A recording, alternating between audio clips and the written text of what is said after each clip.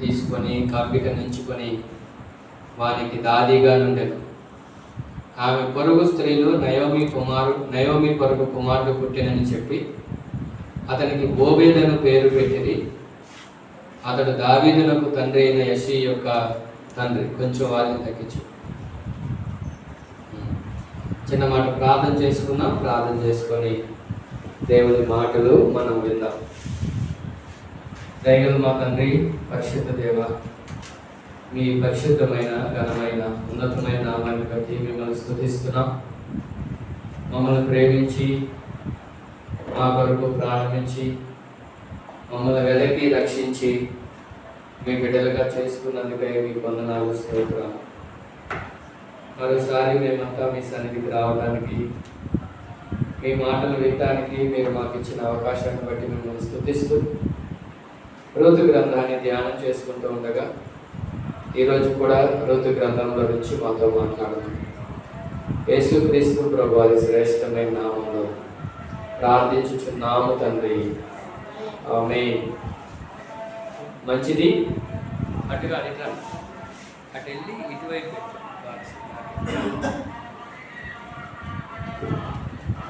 Ruth గ్రంథం మనం ఆలోచన చేస్తూ ఉండగా దేవుడు తన ఉద్దేశాలను తన పిల్లల జీవితంలో ఎలా జరిగిస్తాడో ఇక్కడ మనకి అర్థమవుతుంది. మంచిది. మనం చదువుకున్న ఈ వాక్య భాగంలో బోయజు ఏమంటున్నాడంటే,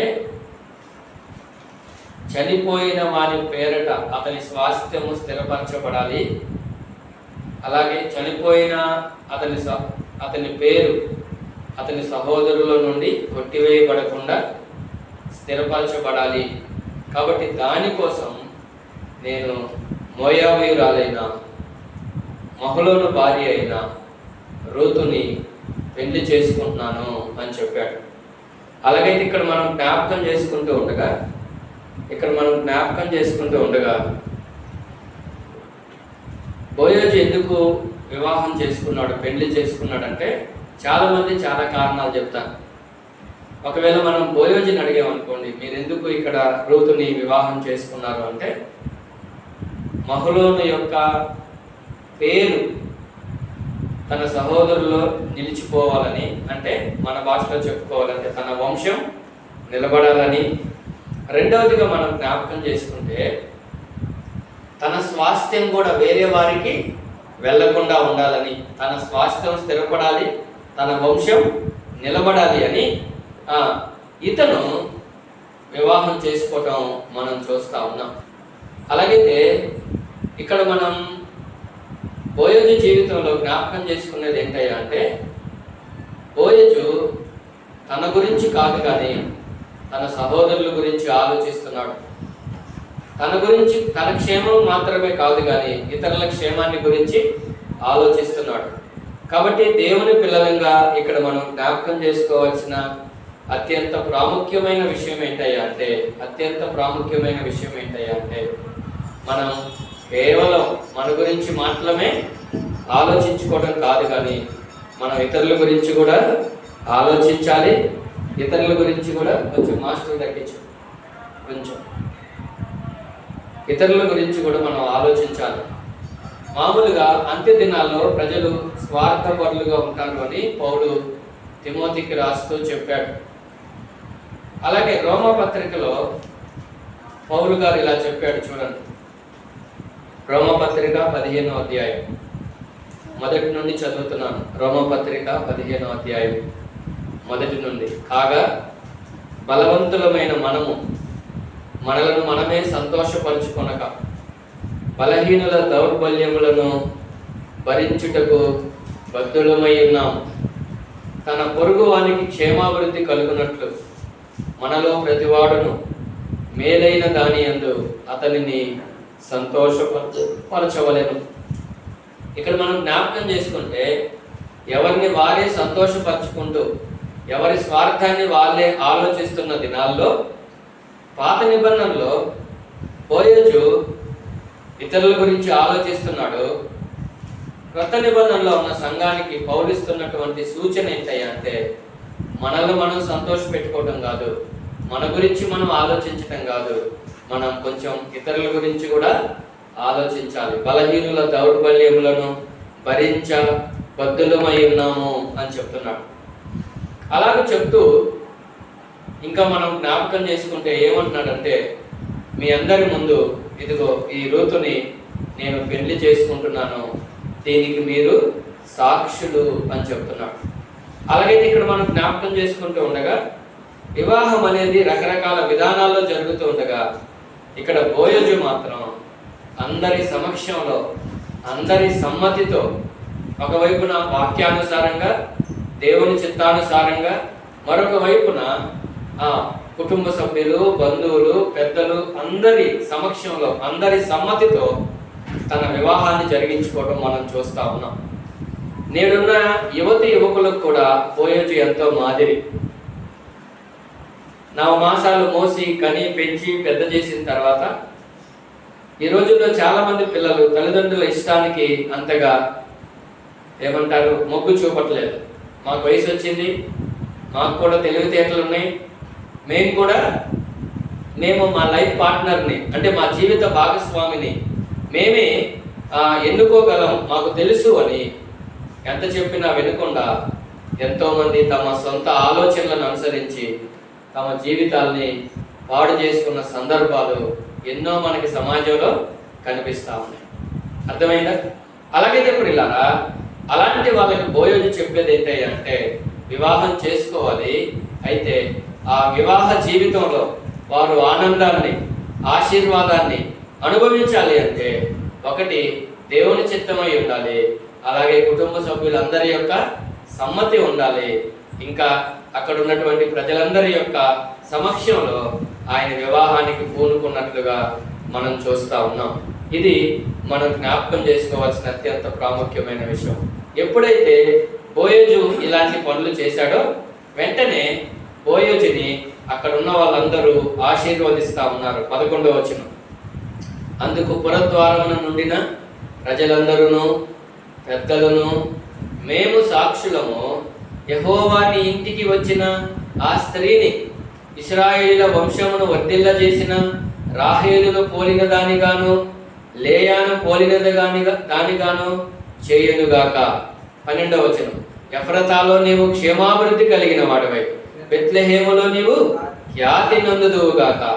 యెహోవా ఈ యవనరాలి వలన నీకు దయచేయు సంతానమును నీ కుటుంబమును తామారు యోధాకు కనిన పేరేసు కుటుంబం వలె నుండునుగాక అనేది. అలాగైతే ఇలా చెప్పుకున్నాం, దేవుని చిత్తంలో వివాహం జరిగితే అందరూ ఆ దంపతులను ఏం చేస్తారు? ఆశీర్వదిస్తారు. అలా కాకపోతే ఏం పిల్లలు, ఏంటి బుద్ధి ఏంటి, తల్లిదండ్రులను బాధ పెట్టి అందరినీ బాధ పెట్టి ఇలా చేస్తున్నారేంటి, ఏం సాధిస్తారు, ఏం బాగుపడతారు, ఎలాగునా ఆశీర్వాదాలు ఏమి ఇవ్వలేదు. కానీ దానికి బదులుగా అవసరమైతే కొంతమంది శాపనార్థాలు కూడా పెడతారు, తల్లిదండ్రులు నేర్పించి ఏం బాగుపడతారని. అయితే ఇక్కడ మనం ఆలోచిస్తూ ఉండగా ఈ బోయజు యొక్క వివాహ సన్నివేశం సందర్భాన్ని చూసినటువంటి ఆ ప్రజలందరూ, పెద్దలందరూ ఏం చెప్తున్నారంటే అతన్ని ఆశీర్వదిస్తూ ఉన్నారు. కాబట్టి ఇక్కడ మనం ఆలోచిస్తూ ఉండగా దేవుని చిత్తాన్ని జరిగించడం ద్వారా, అది వివాహం దగ్గరైనా, అది ఏ విషయం దగ్గరైనా దేవుని చిత్తాన్ని మనం జరిగిస్తే మనకు ఆశీర్వాదం. గుర్తుపెట్టుకోండి, దేవుని చిత్తం మనం అనుకున్నంత ఈజీగా ఉండదు, దేవుని చిత్తం మనకు అనుకూలంగా ఉండదు, దేవుని చిత్తం కొన్నిసార్లు మనకు నచ్చకపోవచ్చు, దేవుని చిత్తం కొన్నిసార్లు మనకి ఇష్టం కూడా కొట్టుకోపోవచ్చు. కానీ ఇక్కడ ఉద్దేశం ఏంటయ్యా అంటే, మన ఇష్టం, మనకు నచ్చటం ఇది కాదు, కానీ మనం ఏం చేసినా కానీ అది దేవుని చిత్తమై ఉండాలి. గుర్తుపెట్టుకోండి. అలాగైతే దేవుని చిత్తానికి ఆటంకాలు ఉంటాయి, దేవుని చిత్తానికి అభ్యంతరాలు ఉంటాయి. అయినా వాటన్నిటిని అధిగమించి కష్టమైన, నష్టమైన దేవుని చిత్తాన్ని జరిగించగలిగితే మనం, దేవుడు నిజంగా గొప్ప ఆశీర్వాదాన్ని ఇస్తాడు. మీరు ఊహించుకోండి, గొప్ప ఆస్వామి, చాలా డబ్బులున్నాయి, పేరు ప్రఖ్యాతలు ఉన్నాయి, ఆ ఊర్లోనే చాలా గొప్ప మనిషి, ఆయన ఆల్రెడీ వివాహమైనటువంటి ఒక అమ్మాయిని, రెండవది మోయాబీయురాలైన ఒక అమ్మాయిని, అంటే విధవరాలు, అన్యురాలు, కొన్ని డబ్బులు ఏమన్నా ఉన్నాయంటే అది కూడా లేదు, పేదరాలు. ఇలాంటి ఆమెని పెళ్లి చేసుకోవడానికి బోయోజు ముందుకు వస్తే కుటుంబ సభ్యులు ఏమని ఉంటారు, బంధువులు ఏమని ఉంటారు, ఏరా నీకేం పని చేయట్లేదా, ఎవరు అమ్మాయిలు లేరా, ఏంటి నువ్వు ఎందుకు ఇలా చేస్తున్నావు, నువ్వు కోరుకుంటే ఎంతమంది నీకు ఇవ్వటానికి ముందుకు రారు అని చెప్పేసి ఎన్ని రకాలుగా మరి ఎవరెవరు మాట్లాడుంటారో నాకు తెలియదు, కానీ ఖచ్చితంగా మాట్లాడుంటారు. అయితే బోయోజుకి అర్థమైంది ఇది దేవుని చిత్తం అని. కాబట్టి దేవుని చిత్తమని అర్థమైన తర్వాత కూడా మనం అది ఏదైనా సరే, వివాహం అనే కాదు, ఏదైనా ఒక నిర్ణయం దగ్గర, ఒక పని దగ్గర, ఒక ప్రయాణం దగ్గర దేవుని చిత్తం అని మనకు అర్థమైన తర్వాత, దేవుని ఇది వాక్యానుసారం అని మనకు అర్థమైన తర్వాత ఎవరైనా దానికి వ్యతిరేకంగా మనకి సలహాలు ఇస్తే వాటిని మనం ఎన్నడూ పాటించకూడదు. ఊరికే తలకాయలు ఊపుతున్నాం కానీ ఖచ్చితంగా ఏం చేస్తాం, మనం పాటిస్తాం. బంధువులను భయపడు, మోమాటపడు కదా, వాళ్ళు చెప్పారనో వీళ్ళు చెప్పారనో. అయితే ఇక్కడ మనం ఆలోచిస్తూ ఉండగా మీకు నేను ఈ విషయం గట్టిగా నొక్కి చెప్పాలనుకుంటున్నాను. దేవుని చిత్తాన్ని జరిగిస్తే ఆశీర్వాదం వస్తుంది, దేవుని చిత్తం జరిగించకపోతే చెప్పండి, మీరే చెప్పండి, ఏమొస్తుంది, ఏం కావాలి మీకు? మరి విచిత్రం చెప్పమంటారా? మనకేమో ఆశీర్వాదం కావాలి, కానీ దేవుని ఇష్టం మాత్రం చెయ్యం. మన ఇష్టమే మనం చేస్తాం, మనకి నచ్చినట్లుగా మనం చేస్తాం. అలా కుదరదు. గతంలో కూడా చెప్పినట్టున్నాను, ఒక సండే స్కూల్లో టీచరు ధనవంతుడు లాజరు గురించి చెప్పి అయిపోయిన తర్వాత ఇలా అడిగిందట, పిల్లలు మీరు ఎవరిలాగా ఉండాలనుకుంటున్నారు, ధనవంతుడిలాగా ఉండాలనుకుంటున్నారా, లాజర్ లాగా ఉండాలనుకుంటున్నారా అంటే ఒకటి లేచి అతి తెలివికి ఇలా చెప్పాడట, టీచర్ నేను భూమి మీద ధనవంతుడిలాగా ఉండాలనుకుంటున్నాను, పరలోకంలో లాజర్ లాగా ఉండాలనుకుంటున్నాడు అన్నాడు. అలా ఎలా కుదిరింది? పరలోకంలో లాజర్ లాగా ఉండాలంటే భూమి మీద కూడా లాజర్ లాగే ఉండాలి, ధనవంతుడి లాగా ఉండాలంటే ఇక్కడ కూడా అలాగే ఉండాలి. అట్లా కాదంట, ఇక్కడేమో ధనవంతుడి లాగా అన్ని కావాలంట, అక్కడేమో లాజర్ లాగా పరలోకం. ఎలా కుదిరింది? కాబట్టి చాలాసార్లు మనం కూడా ఇలాగే ఏదో తెలివిగా ఆలోచిస్తున్నట్లుగా ఇక్కడ కావాలి అక్కడ కావాలి అంటే కుదరదు. దేవుని కోసం కొన్నిటిని వదులుకోవాలి, దేవుని కోసం కొన్నిటిని నష్టపోవాలి, దేవుని కోసం కొన్నిటిని కోల్పోవాలి. రాత్రి మేము అదే చూసాము బోయపాలెంలో సువార్త కోడికలో. ఫిలిప్పీ పత్రిక 3వ అధ్యాయం 7-8 వచనాలు మనం చదివితే పౌలు గారు ఇలా అంటాడు, క్రీస్తు నిమిత్తం నేను సమస్తాన్ని నష్టపరుచుకున్నాను, క్రీస్తుని సంపాదించుకున్నాను. కాబట్టి ప్రభు కొరకు మనం ముందుకు రావాలి. ఆశీర్వాదం తర్వాత చూడండి 12వ వచనం చదువుతున్నాను. 12వ వచనం, ఎఫ్రతాలో నీవు క్షేమాభివృద్ధి కలిగిన వాడివై బెత్లెహేములో నీవు ఖ్యాతి నొందుదువుగాక. ఏమని వాళ్ళు ఆశీర్వదిస్తున్నారు అంటే నీవింకా క్షేమాభివృద్ధి చెందుతావు. దేవుని చిత్తాన్ని మనం జరిగిస్తే ఆ దేవుని చిత్తం ద్వారా మనం క్షేమాభివృద్ధి మనకు కలుగుతుంది. మన కుటుంబం అభివృద్ధి చెందుతాం. ఆరోగ్య విషయంలోనైనా, ఆర్థిక విషయాల్లోనైనా, ఆత్మ సంబంధమైన విషయాల్లోనైనా దేవుని పిల్లలుగా దేవుని చిత్తం జరిగించడం ద్వారా మనకు క్షేమాభివృద్ధి కలుగుతుంది. వృద్ధి చెందుతాం, అభివృద్ధి చెందుతాం. ఒకవేళ దేవుని చిత్తం జరిగించలేదనుకోండి, మన ఇష్టానుసారంగా మనం జీవించామనుకోండి, ఎంతకాలం ఉన్నా అలాగే ఉంటాం, ఇంకేముండదు, ఎదుగుదల ఉండదు. ప్రార్థనలో కానీ, పరిచర్యలో కానీ, దేవుని కార్యాల్లో కానీ, విశ్వాసంలో కానీ ఏమి ఎదుగుదల ఉండదు. చెప్తారు కదా సామెత, ఎక్కడేసిన గొంగలి అక్కడే అన్నట్లుగా. అలాగైతే ఇప్పుడు ఇలా ఇక్కడ మనం ఆలోచిస్తూ ఉండగా దేవుని చిత్తం మనల్ని వృద్ధిలోనికి తెస్తుంది. దేవుని చిత్తం మనకు ఆశీర్వాదాన్ని తెచ్చిపెడుతుంది. దేవుని చిత్తం మనకు క్షేమాభివృద్ధిని కలిగిస్తుంది. ఇలా చెప్పుకున్నామా? వృద్ధి వేరు, క్షేమాభివృద్ధి వేరు. లోకంలో ఈ సామెత మీరు ఎప్పుడైనా విన్నారా? పెరుగుట కదా, కానీ క్షేమంతో కూడిన అభివృద్ధి అలాంటిది కాదు. విరిగేది ఏముండదు. ఈ అభివృద్ధిలో నువ్వు ఎంత పెరిగినా విరిగేది ఉండదు. అర్థమైందా? మామూలుగా మనం జనరల్గా అభివృద్ధి చెందితే క్షేమం లేకపోతే అది వేరు, విరిగిపోయే ప్రమాదం ఉంది. కానీ క్షేమంతో కూడిన అభివృద్ధి అంటే ఇంకా మనకి ఎలాంటి ఇబ్బంది, ఎలాంటి ఆటంకం లేకుండా దేవుడు మనల్ని ముందుకు తీసుకొని వస్తాడనమాట. మనం చాలా విషయాలు చూడొచ్చు. అయితే మనం ఇలా చదువుతాం దేవుని వాక్యంలో. చూడండి, ఆదికాండం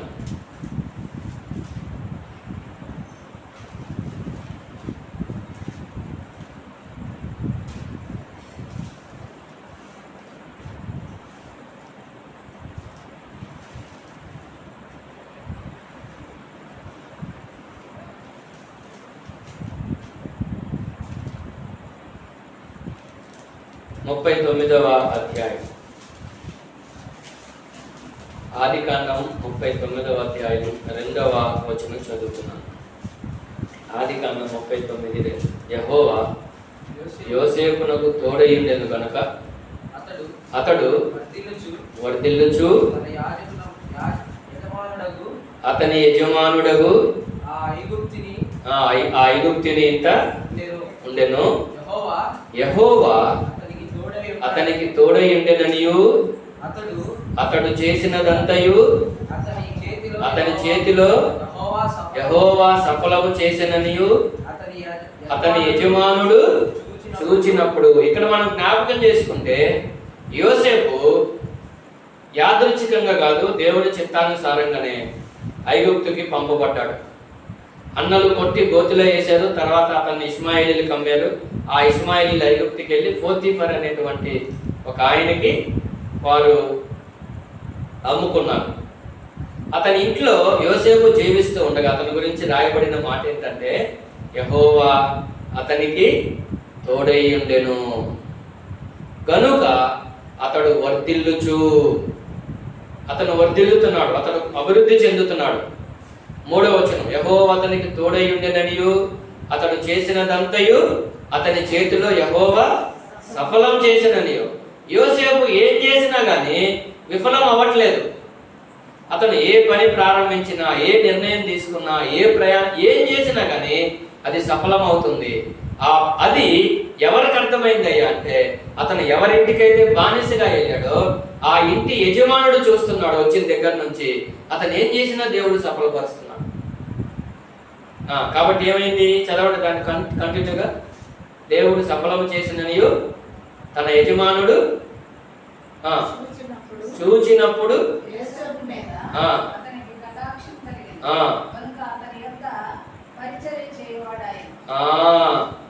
యోసేపు మీద అతనికి కటాక్షం కలిగిందట. ఇంకా మనం ముందుకెళ్తే ఆ ఇల్లు మొత్తం అతనికి అప్పచెప్పాడు.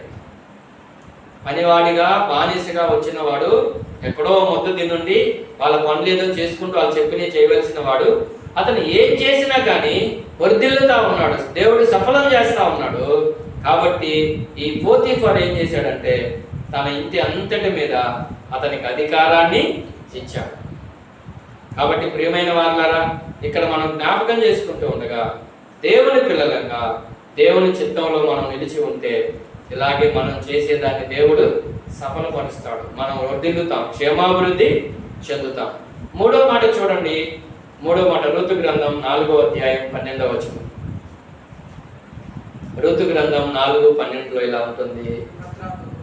ఎఫ్రతాలో నీవు క్షేమాభివృద్ధి కలిగిన వాడివై బెత్లెహేములో నీవు ఖ్యాతి నొందుదువుగాక. ఖ్యాతి అంటే తెలుసుగా, మంచి పేరు, గొప్ప పేరు, గౌరవం, ఇలా చెప్పుకోవచ్చు మనం ఏదైనా. అలాగైతే ప్రియులారా, దేవుని చిత్తం జరిగించినటువంటి బోయోజుకి దేవుడు ఆశీర్వాదాన్ని ఇచ్చాడు. దేవుని చిత్తం జరిగించినటువంటి బోయోజుకి దేవుడు క్షేమాభివృద్ధిని కలిగించాడు. దేవుని చిత్తం జరిగించినటువంటి బోయోజుకి దేవుడు ఏమిచ్చాడు? ఖ్యాతి, గొప్ప పేరుని ఇచ్చాడు. అలాగైతే ప్రియులారా, ఇక్కడ మనం ఆలోచిస్తూ ఉండగా మనం ఎంతకాలం ఉంటామో తెలియదు, కానీ మనం ఉన్నా లేకపోయినా మనం చేసిన పనులు అలాగే నిలిచి ఉంటాయి. కాబట్టి ఇక్కడ బోయోజుని ఆశీర్వదిస్తున్నారు వాళ్ళు, తర్వాత రూతును కూడా ఆశీర్వదిస్తున్నారు. ఏమని? రూతు గురించి చూడండి. యెహోవా ఈ యవనురాలి వలన నీకు దయచేయి సంతానము నీ కుటుంబమును తామారు యోధాకు కనిన పేరేసు కుటుంబం వలె ఉండునుగాక. పేరేసు అనే ఆయన యోధా కుటుంబానికి కుటుంబ పెద్ద. కాబట్టి ఈ పేరేసు కుటుంబం ఎలాగైతే క్షేమాభివృద్ధి చెందిందో, తామారు ద్వారా ఆ కుటుంబం క్షేమాభివృద్ధి చెందిందట. కాబట్టి అలాగనే తామారులాగా ఈమె ఉండునుగాక అని దీవిస్తున్నారు. అంత మాత్రమే కాకుండా మనం జ్ఞాపకం చేసుకుంటే ఇంకా మనం కిందికి వస్తే చూడండి 13వ వచనంలో, కాబట్టి బోయోజు రూతును పెళ్లి చేసుకొని ఆమె ఎద్దుకు పోయినప్పుడు యెహోవా ఆమె గర్భవతి ఉన్నట్టు అనుగ్రహించెను కనుక ఆమె కుమారుని కనెను. ఇక్కడ ఆయన అందరి సమక్షంలో వివాహం కోసం సిద్ధపడ్డాడు. దాన్ని బట్టి చూసిన వాళ్ళందరూ ఆశీర్వదించారు. క్షేమాభివృద్ధి ఖ్యాతి కలుగునుగాక అని చెప్పారు. ఇలా చాలా మాటలు చెప్పారు. ఇదంతా అయిపోయిన తర్వాత బోయజు ఆమెని అంటే రూతుని వివాహం చేసుకున్నాడు. రూతుని వివాహం చేసుకుంటే అక్కడ రాయబడిన మాట ఏంటంటే యెహోవా ఆమె గర్భవతి అగునట్లు అనుగ్రహించాను. బహుశా అప్పటి వరకు ఇంకా ఆమెకు పిల్లలేమి ఉన్నట్టు మనకు వివరాలు లేవు. అలాగైతే ఇప్పుడు గర్భవతి అగునట్లుగా యెహోవా అనుగ్రహించాను అని మనం చూస్తున్నప్పుడు కీర్తనకారుడు కూడా అదే అంటాడు, గర్భఫలము యెహోవా ఇచ్చే బహుమానం. కాబట్టి చాలా మంది మరి హాస్పిటల్లో రకరకాలుగా మనకి ఈ మధ్య బాగా యాడ్స్ వస్తూ ఉన్నాయి. పిల్లల కోసం ఎదురు చూస్తున్నారా, మా దగ్గరికి రండి అని. అలాగైతే మెడిసిన్ వాడటం, డాక్టర్ల సలహాలు తీసుకోవడం తప్పని నేను చెప్పట్లేదు, కానీ ఒకటి మాత్రం వాస్తవం ఏంటంటే గర్భఫలం అనేది దేవుడే ఇవ్వాలి. దేవుడే ఇవ్వాలి. అందుకని ఇక్కడ రాశాడు దేవుడే అనుగ్రహించాడు. వాళ్ళకి వివాహమైంది, దేవుడు వాళ్ళకి ఒక మంచి బాబుని అనుగ్రహించాడు. ఈ పిల్లోడు పుట్టగానే ఆ ఊర్లో ఉన్న వాళ్ళు మరలా వచ్చారు. వాళ్ళు ఇలా మరలా మాట్లాడుతున్నారు. 14 వచ్చింది. వీళ్ళు చాలా మంచోళ్ళు, చాలా ఆత్మీయులు. మన చుట్టూ ఉన్నటువంటి వాళ్ళు కాదు.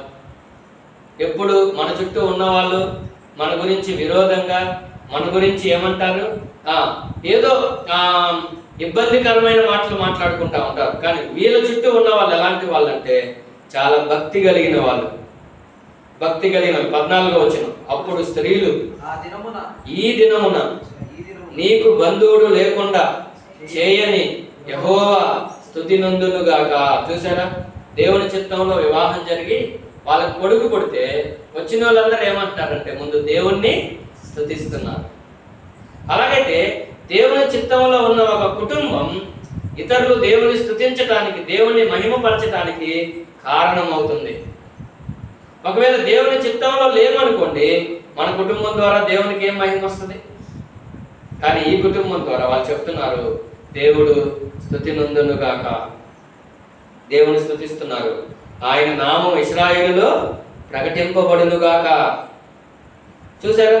అలాగైతే మనం కూడా చాలాసార్లు చూస్తూ ఉంటాం, మన చుట్టూ వచ్చే వాళ్ళని కూడా మనం చూస్తూ ఉంటాం. ఇక్కడ నేను మీకు చెప్పాలనుకుంటున్నా, గుర్తు చేయాలనుకుంటున్న మరొక విషయం ఏంటంటే ఈ బోయోజు కానీ రూతు కానీ శరీర సంబంధుల్ని వాళ్ళ దగ్గరకు కూడా రానివ్వరు. ఇది గుర్తుపెట్టుకోండి. శరీర సంబంధాలు వస్తే ఏం మాట్లాడతారు చెప్పండి? వాళ్ళు ముక్కు లేదు, మీ నాన్న పోలికి వచ్చింది, మీ తాత, ఇట్లాంటి పిచ్చి మాటలే చెప్తారు. కానీ ఆత్మ సంబంధులుగా వీళ్ళు చూడండి ఏం చెప్తున్నారో, వీళ్ళు దేవుని స్తుతిస్తా ఉన్నారు, దేవుని కార్యాలను కొనియాడుతా ఉన్నారు. ఎవరైనా వాళ్ళ ఇంటికి వచ్చే వాళ్ళు ఎవరైనా సరే ఆత్మ సంబంధులు మాత్రమే వస్తారు, శరీర సంబంధులు రారు. ఎందుకంటే బోయోజైనా రూతైనా వారు ఆత్మ సంబంధులే కనుక. చూడండి, దావీదు ఒక మాట చెప్తున్నాడు దేవునితో. దావీదు ఒక నిర్ణయాన్ని తీసుకున్నాడట. ఏమని చూడండి, 101వ కీర్తన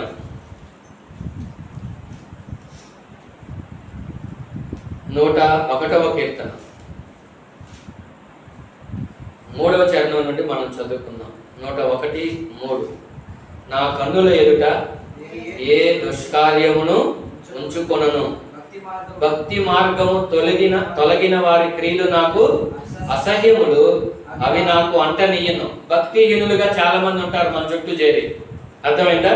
భక్తిలో లేకుండా ఉన్నటువంటి వాళ్ళు ఎవరైతే ఉంటారో వాళ్ళ క్రియలను మనం ప్రేమించటం, మనం కూడా వాళ్ళతో కలిసి తిరగటం కాదు, కానీ వాటిని ఏం చేయాలంట? అసహించుకోవాలి, వాటిని అంటనీయకుండా చూసుకోవాలి. 4వ చరణం, మూర్ఖ చిత్తుడు నా యుద్ధ నుండి తొలగిపోవలెను. ఎవరిని పడితే వాళ్ళ దగ్గరకు రానియడంట దావీదు. మన సంగతి ఏంటి? ఎవరైనా రావచ్చు, ఎవరైనా పోవచ్చు. కానీ ఇక్కడ చూడండి ఏమంటాడు, మూర్ఖ చిత్తుడు నా యుద్ధ నుండి తొలగిపోవలెను. ఆ తర్వాత మనం జ్ఞాపకం చేసుకుంటే ప్రియులారా 6వ వచనం, నా యుద్ధ నివసించినట్లు దేశములో నమ్మకస్తులైన వారిని కనిపెట్టుచున్నాను. ఎవరిని రాణిస్తారంట ఇంటికి? మరి మనకు తెలుసా ఎవరు నమ్మకస్తులో ఎవరు అపనమ్మకస్తులో? మనం గుర్తించగలుగుతున్నామా? మనం గమనించగలుగుతున్నామా? మన ఇంటికి ఒక వ్యక్తి వస్తున్నారంటే స్త్రీ అయినా పురుషుడు ఏ ఉద్దేశంతో వస్తున్నారు, ఏ ఆలోచనతో వస్తున్నారు మనకు అర్థం కావాలి. ఆ స్పృహ మనకు ఉండాలి. అలాగే ఇక్కడ మరలా మనం వెనక్కి వస్తే ఈ బోయజు రూతు చుట్టూ ఉన్నటువంటి వాళ్ళు, వాళ్ళ ఇంటికి వచ్చేవాళ్ళు, వాళ్ళతో సహవాసం చేసేవాళ్ళు ఎవరయ్యా అంటే వాళ్ళు ఆత్మ సంబంధులు. భక్తిహీనులు ఎవరిని, శరీర సంబంధులు ఎవరిని వాళ్ళ దగ్గరికి అంటే మామూలుగా మాట్లాడతారులే కానీ అంతగా వాళ్ళతో సంబంధాలు కలిగి ఉండరు అన్నమాట. చూడండి తర్వాత 15వ వచనం, రూతు గ్రంథం 4వ అధ్యాయం 15వ వచనం, నిన్ను ప్రేమించి 7 కుమారుల కంటే నీకు ఎక్కువగా ఉన్న నీ కోడలు. బా, ఏం మాట అండి! 7 కొడుకులు ఉన్నా కానీ అలా చూసుకునే వాళ్ళు కాదేమో కానీ రూతు తన అత్తని అంత బాగా చూసుకుంది. అందుకని ఆ ఇరుగు పొరుగున ఉన్న ఆ చుట్టుపక్కల ఉన్న ఆ ప్రజలు ఎవరైతే ఉన్నారో వాళ్ళు ఏం చెప్తున్నారంటే 7 కొడుకుల కంటే ఎక్కువైన నీ కోడలు. అలాగైతే ప్రియులారా, దేవుని పిల్లలంగా ఒకవేళ కోడళ్ళగా ఉంటే ఇలాంటి పేరు మనం సంపాదించుకోగలిగితే ఎంతకంటే మనకి ధన్యమేమని చెప్పండి? ఎందుకంటే మనకేమి ధన్యం ఉంటుంది చెప్పండి? అలాగైతే 7 కుమారుల కంటే నీకు ఎక్కువైన 15 వచనం మళ్ళా చదువు, నిన్ను ప్రేమించి 7 కుమారుల కంటే నీకు ఎక్కువగా ఉన్న నీ కోడలు. అతన్ని ప్రేమించి ఆవిడని ప్రేమించిందట. తన అత్తని ఎంత ప్రేమించిందంటే 7 కొడుకులు ఉన్నా కూడా అలా చూసుకుంటారో లేదో కానీ ఈమె మాత్రం వృద్ధాప్యంలో ఉన్న తన అత్తని ఎంతో ప్రేమగా, ఎంతో గౌరవంగా, ఎంతో బాధ్యతగా చూసుకుంది. ఇలాంటి వాళ్ళు ఉండాలి అని దేవుడు ఆశపడుతున్నాడు. తర్వాత చూడండి, ఇతడు నీ ప్రాణమును ఓదార్చి ముసలితనమున నీకు పోషకుడగునని నయోమితో చెప్పారు. నయోమి జీవితం కొంచెం బాధల్లో, దుఃఖంలో ఉంది. భర్తని, పిల్లల్ని కోల్పోయి, సమస్తాన్ని కోల్పోయి ఉందని చెప్పుకున్నాం కదా. ఇప్పుడు మనవడు పుట్టిన తర్వాత, అంతేగా, మనవడు పుట్టిన తర్వాత ఆమెకి ఓదార్పు కలుగుతుంది, రెండవది పోషణ కూడా కలుగుతుంది. ఈ అబ్బాయి నిన్ను ఓదారుస్తాడు, ఈ అబ్బాయి నిన్ను వృద్ధాప్యంలో, ముసలితనంలో నిన్ను పోషిస్తాడు. కాబట్టి నాకెవరూ లేరు అనుకోవటానికి లేదు, నాకేమీ లేదని బాధపడటానికి లేదు. నీకు ఆదరణ దొరుకుతుంది, నీకు పోషణ దొరుకుతుంది. ఇంకా వాళ్ళకి ఎంత స్వతంత్రం, ఎంత ఆత్మీయులు అంటే వాళ్ళు చూడండి. అలాగే మనం చదువుకుంటా వెళ్తే నయోమితో చెప్పారు ఆ మాట. అప్పుడు నయోమి ఆ బిడ్డను తీసుకొని కౌగిట నుంచుకొని వానికి దాదీగా ఉండెను. 17వ వచనం, ఆమె పొరుగు స్త్రీలు నయోమి కొరకు కుమారుడు పుట్టిందని చెప్పి అతనికి ఓబేదు అను పేరు పెట్టింది. అతడు దావీదునకు తండ్రి అయిన యెష్షయి యొక్క తండ్రి. ఇప్పుడు వచ్చిన వాళ్ళే పేరు పెట్టారు. ఎవరైతే చూడటానికి వచ్చారో వాళ్ళే ఆ పుట్టిన బిడ్డకి పేరు పెట్టారు. తల్లిదండ్రులు ఏం అడగల, సలహా ఏం అడగల, మీ తాత పెట్టారా లేకపోతే ఏంటి చెప్పుకుంటా ఉంటారు కదా, అట్లాంటివి ఏమి లేదు. అక్కడున్న ఆత్మ సంబంధమైన వాతావరణం చూడండి మీరు. వాళ్ళు ఏం పేరు పెట్టారంటే ఓబేదు అనే పేరు పెట్టారట. అలాంటి స్వతంత్రం ఉంది వాళ్ళకి. ఆత్మీయులంగా మనం కూడా అలాంటి స్వాతంత్రాన్ని కలిగి ఉండాలి. ఒకరి పట్ల ఒకరి ప్రేమ, గౌరవం, అభిమానం, ఇలాంటి స్వాతంత్రాన్ని మనం కలిగి ఉండాలి. ఇంతకీ ఓబేదు అంటే అర్థం ఏంటంటే సేవకుడు అని అర్థం. ఓబేదు అంటే సేవకుడు అని. తల్లిదండ్రులైనా అక్కడున్న వచ్చిన వాళ్ళైనా వాళ్ళ ఉద్దేశం ఏంటంటే ఇతడు దేవుని సేవ చేయాలి, ఇతడు ప్రజలకి సేవ చేయాలి, ఇతడు సేవకుడుగా ఉండాలి అనే ఉద్దేశంతో అతనికి ఆ పేరు పెట్టడం మనం చూస్తాం. పేరుకు తగినట్లుగానే అతను జీవించి దేవుణ్ణి సేవించాడు, ప్రజలకు ఆయన సేవ చేశాడు, దేవునికి మహిమను తీసుకొని వచ్చాడు. అయితే ఈ ముగింపు మాటలు మనం చదువుకుందాం చూడండి. అతడు దావీదునకు తండ్రి అయిన యెష్షయి యొక్క తండ్రి. 18 వచనం నుంచి చదువుతున్నాను. పేరేసు వంశావళి ఏదనగా, పేరేసు హెస్రోనును కనెను, హెస్రోను రామును కనెను, రాము అమ్మినాదాబును కనెను, అమ్మినాదాబు నయస్సోనును కనెను, నయస్సోను షల్మానును కనెను, షల్మాను బోయోజును కనెను, బోయోజు ఓబేదును కనెను, ఓబేదు యెష్షయిని కనెను, యెష్షయి దావీదును కనెను. ఈ రూతు గ్రంథం దావీదు పేరుతో ముగించబడటం కొంచెం ఆశ్చర్యాన్ని కలిగించేది. ఇంకా దావీదు పుట్టలేదు, కానీ దావీదు పుట్టక ముందే దావీదు పేరు మనం ఇక్కడ చూస్తా ఉన్నాం. అంటే జరిగిన తర్వాత ఈ చరిత్ర ఆ సమయంలో రాశాడు కాబట్టి ఈ విషయాలన్నీ రాయటం మనం చూస్తా ఉన్నాం. అలాగైతే ఈ రూతు గ్రంథం మనకి దావీదుతో ఈ కుటుంబానికి ఉన్న సంబంధాన్ని తెలియచేయటం కూడా ఈ రూతు గ్రంథం రాయటంలో ఒక ఉద్దేశం అన్నమాట. కాబట్టి చూడండి, ఎక్కడ రూతు, ఎక్కడ మోయాబు దేశం, అక్కడి నుంచి తిరిగి రావటం, బోయోజుకు పరిచయం అవటం, ఆ తర్వాత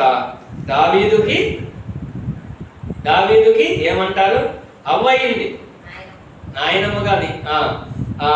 ఓబేదు యెష్షయి దావీదు, ఇంకా నాయనమ్మ గారు కాదు ఇంకా. సో ఏదైనప్పటికీ ఇక్కడ మనం జ్ఞాపకం చేసుకుంటా ఉంటే ఈమె మోయాబీరాలు, ఈమె యోధా ఏమంటారు గోత్రంలోనికి, ఆ వంశంలోనికి తాను రావటం మనం చూస్తూ ఉన్నాం. ఒక్కసారి మనం మత్తయి సువార్తకి వెళ్ళి మనం ఇలా చదువుతాం చూడండి. దేవుడు మత్తయి సువార్తలో యేసుక్రీస్తు గురించి, ఆయన వంశావళి గురించి రాయిస్తున్నాడు అన్నమాట. ఇక్కడ యేసుక్రీస్తు వంశావళి పట్టిక అంటారు.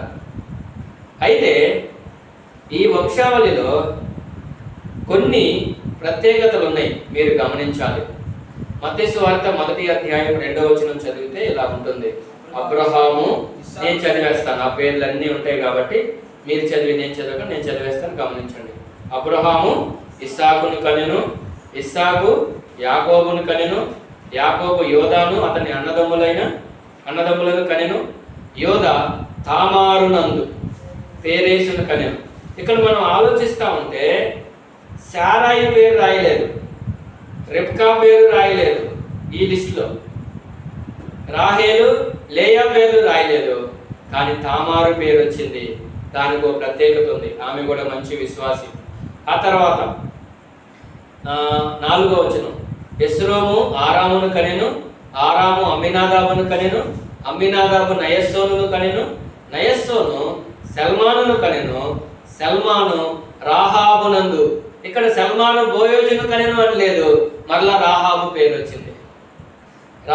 రాహాబునందు బోయోజును కనెను, బోయోజు ఓబేదును కనెను అని ఉండాలి, కానీ మధ్యలో ఎవరున్నారు, రూతు నందు ఓబేదును కనెను. ఇక్కడ మనం జ్ఞాపకం చేసుకుంటే ప్రియులారా, ఈ మత్తయి సువార్తలో ఈ 1వ అధ్యాయంలో యేసుక్రీస్తు వంశావళిలో 4 స్త్రీల పేర్ల ప్రస్తావన దేవుడే చేయించాడు.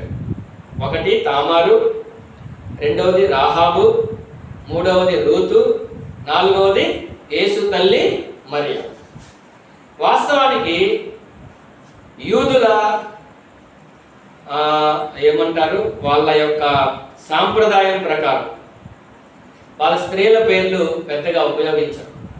అందుకని కనేది స్త్రీలే అయినా ఏం రాశారు, అబ్రహాము ఇస్సాకును కన్నాడు, ఇస్సాకు యాకోబును కన్నాడు, యాకోబు 12 మంది సహోదరులు, ఇట్లాంటివన్నీ చెప్పుకుంటా వచ్చాడు. అయితే ఇక్కడ రూతు పేరుని మనం చూస్తా ఉన్నాం. తామార్ అంటే ఆమె యూదురాలే, మరియం అంటే ఆమె కూడా యూదురాలే, అది పెద్ద ప్రత్యేకత కాదు. కానీ ఈ రూతు, ఆ తర్వాత రూతు అత్త ఉందే ఎవరు, నయోమి కాదు, ఇప్పుడు పెళ్లి చేసుకున్న తర్వాత బోయజు తల్లి ఉంది కదా, రాహాబు ఏమో కనాను స్త్రీ, రూతు ఏమో మోయాబు స్త్రీ. వీళ్ళిద్దరూ అన్యులే. చాలా ఆశ్చర్యం చెప్పమంటారా? యూదులకు లేని గొప్ప ఆధిక్యతని అన్యులైన వీళ్ళు నిజమైన దేవుణ్ణి తెలుసుకొని దేవుని కొరకు నమ్మకంగా జీవించి దేవుని దగ్గర గొప్ప ఆధిక్యతను సంపాదించాడు. ఆ రోజైనా ఈ రోజైనా ఎందుకో యేసు ప్రభు ముందే చెప్పాడు, మొదటి వారు కడపటి వారు అవుతున్నారు, కడపటి వారు మొదటి వారు అవుతున్నారు. ప్రభు ముందే చెప్పాడు, భవిష్యత్తు ఎరిగిన వాడు. కాబట్టి మనం ప్రభువుని నమ్ముకొని వెళ్తా ఉన్నాం. అయితే అన్యులైన వారు, దేవుణ్ణి ఎరగిన వారు చాలా మంది ప్రభువుని నమ్ముకొని ప్రభువుకు దగ్గరగా జీవిస్తూ ఉంటే దేవుణ్ణి ఎరిగిన వారు మనం చెప్పుకుంటూ ఈ స్థాయికి మనం ఎదగలేకపోవడం అనేది నిజంగా బాధాకరమైన విషయం. ఈ పుస్తకం ముగింపులో మనం చెప్పుకునే ప్రత్యేకమైన మాట ఏంటయ్యా అంటే, దేవుడు బోయజును ఆశీర్వదించాడు, దేవుడు రూతుని ఎంతగా హెచ్చించాడు అంటే ఆమె సమర్పణ, ఆమె త్యాగం మనం చూస్తూ వచ్చాం. ఎలా జీవించిందో, ఎలాగో ఆమె నిర్ణయాలు తీసుకుందో, తన కుటుంబం దగ్గర, తన అత్త దగ్గర, ధర్మశాస్త్రం దగ్గర తను ఎలా నమ్మకంగా జీవించిందో, ఈ విషయాలన్నిటిని దేవుడు పరిగణలోకి తీసుకొని ఆమెని దావీదుకు మాత్రమే కాదు, యేసు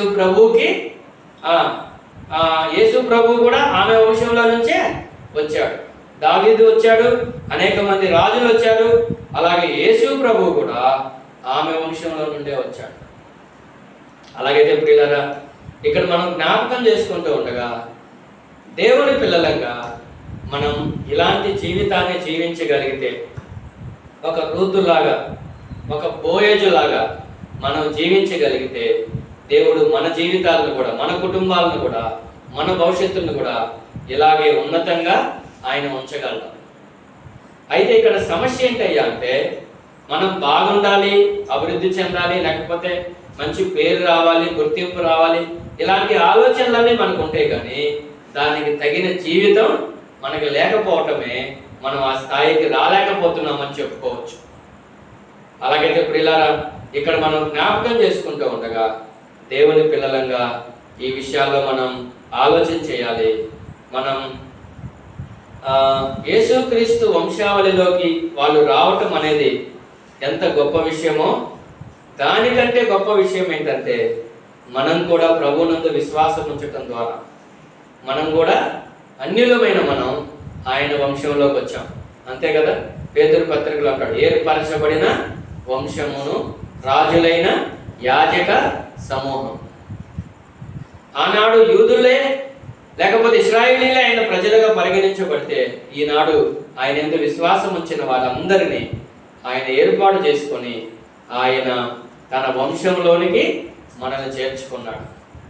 ఇక్కడ కేవలం భూ సంబంధమైన విషయాల కొరకు మాత్రమే కాదు, కానీ మనల్ని పర సంబంధమైన విషయాల్లో కూడా ఆయన పరలోకంలోనికి ఆయన మనల్ని చేర్చుకున్నట్లుగా మనం చూస్తూ ఉన్నాం. బహుశా ఈ రూతు లేదా రాహాబు, లేకపోతే మరియమ్మ, లేకపోతే తామారు, వీళ్ళ పేర్లు ఇక్కడ ఉంటే కొంచెం గొప్పగా అనిపిస్తుంది. కానీ మన పేర్లు ఇక్కడ కాదు, ఎక్కడున్నాయి? దేవుని జీవ గ్రంథంలో ఉన్నాయి. దేవుని జీవ గ్రంథంలో ఉన్నాయి. కొన్నిసార్లు ఈ పేర్లు కనపడకపోవచ్చు, ఈ పేర్లు తారుమారు అవ్వచ్చు, కానీ పరలోకంలో దేవుడు రాసినటువంటి ఆ పేర్లు ఇంకెన్నటికీ చెరిగిపోవన్నమాట. కాబట్టి ప్రభునందు విశ్వాసం ఉంచి పాప క్షమాపణ పొంది ఆయన బిడ్డలుగా మార్చబడి ఆయన కొరకు నమ్మకంగా మనం జీవిస్తే ఈ భూమి మీదే కాదు, ఈ భూమి మీద కూడా ఆయన ఇచ్చిస్తాడు. పరలోకంలో ఆయన పిల్లల్ని ఆయన ఎంతో గౌరవంగా, ఆయన ఎంతో ఘనంగా ఆయన చూసుకుంటాడు. ఇక్కడ రూతు యొక్క జీవితం చాలా బాగుంది, బోయజు యొక్క జీవితం చాలా బాగుంది. అయితే ఇంతకంటే గొప్ప జీవితాన్ని దేవుడు మనకి ఇవ్వబోతున్నాడు పరలోకంలో. ప్రభువుని విశ్వాసం ఉంచిన మనం ఇలాగ జీవించగలిగితే, నమ్మకంగా జీవించగలిగితే, యథార్థంగా జీవించగలిగితే, సమర్పణ కలిగి జీవించగలిగితే, వాళ్ళ జీవితంలో మనం చూసేది అదే. వాళ్ళు నిస్వార్థంగా, వాళ్ళు సమర్పణ కలిగి, వాళ్ళ స్వార్థం లేకుండా దేవుని కొరకు వాళ్ళు జీవించిన జీవితాన్ని బట్టి దేవుడు వాళ్ళ జీవితాలని ఇప్పటికీ ఎన్నో వేల సంవత్సరాలు అయిపోయింది వాళ్ళు చనిపోయి, కానీ ఇప్పటికీ వాళ్ళ గురించి మనం మాట్లాడుకుంటానే ఉన్నాం. ఇప్పటికీ వాళ్ళ గురించి మాట్లాడుకుంటానే ఉన్నాం. ఇలా చెప్పుకొని మనం ముగించుకుందాం.